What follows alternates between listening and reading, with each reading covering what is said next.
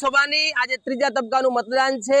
Ahmedabad પૂર્વની seat છે અને ત્યારે આપણે નરોડા વિધાનસભા ક્ષેત્ર સરદારનગર વોર્ડમાં ઊભા છીએ અને અહીંયા આગળ હવે બપોરે 12 વાગી ગયા છે સમથિંગ કેટલા વાગ્યા છે જરા જોવડાવી દઉં। બપોરે 12 વાગી ગયા છે અને 1:12 નો ટકોરો પડી ગયો છે। ઘરેથી લોકો નીકળે છે મતદાન કરવા માટે અને ફૂલ ગરમીમાં અંદર બાળકો સાથે મહિલાઓ પણ આવી છે અને ઘણી સંખ્યામાં અહીંયાના બીજેપીના કાર્યકર્તાઓ છે, અહીંયાના હોદ્દેદારો છે। આપણે એમની સાથે જ વાતચીત કરીશું। મનોજભાઈ સાથે વાતચીત કરીશું। મનોજભાઈ, કેવી પ્રકારના લોકોને લાવવામાં હેલ્પ કરી રહ્યા છો?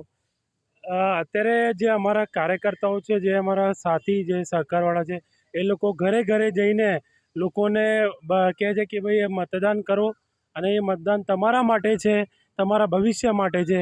તો બધા લોકો મતદાન કરવા આવે છે અને એમને લોકોને બરોબર માહિતી આપીને અત્યારે મતદાન કરવા મોકલીએ છીએ બધા। ખાસ કરીને મોટી ઉંમરનો 70, 75 ને 100 વર્ષની ઉંમરના જે વોટર હોય એમને ઘરેની વ્યવસ્થા સરકારે કરેલી છે, પણ અહીંયા આગળ કોઈ તમારા 70 કે 75 વર્ષનું અહીંયા કોઈ આવેલું છે મતદાન કરવા? ઘણા બધા આવેલા છે, એમના માટે સુવિધાઓ પણ રાખેલી છે, જેમ કે ગાડીઓની પર્સનલ જે લોકો છે એ પોતાની ગાડીઓમાં લઈને આવે છે। બીજેપીમાં જે અમારા સદસ્યો છે એમની પણ ગાડીઓ છે, એ લોકો એમને બેસાડીને લઈને આવે છે મતદાન કરવા। ખૂબ ખૂબ આભાર। આપણી સાથે પહેલી વખત વોટ કરવા માટે એક તમે પહેલો વોટ કર્યો છે? સેકન્ડ વોટ કર્યો છે। શું જોઈને વોટ કરવામાં આવે છે અને તમારો સેકન્ડ વોટ છે, 5-10 વર્ષનો વોટિંગ?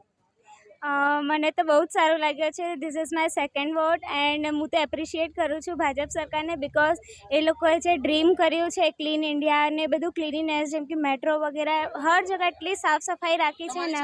તમારી સાથે મહિલાઓ આવી હતી, શું જોઈને અત્યારે મહિલાઓ વોટ કરી રહી છે? આ બધું જે હમણાં ચેન્જીસ થાય છે એ બધું જોઈને। બપોરના 12 વાગી ગયા છે, ગુજરાતમાં ત્રીજા તબક્કાનું મતદાન છે, શું પબ્લિકને અપીલ કરવા માંગો છો? હું તો કહું છું કે બધાને પોતાનું રાઇટ જે છે એ મતદાન કરવું જ પડશે, બિકોઝ આપણે આપણી સરકાર ચૂનવી જ પડશે આપણું ફ્યુચર દેખવા માટે।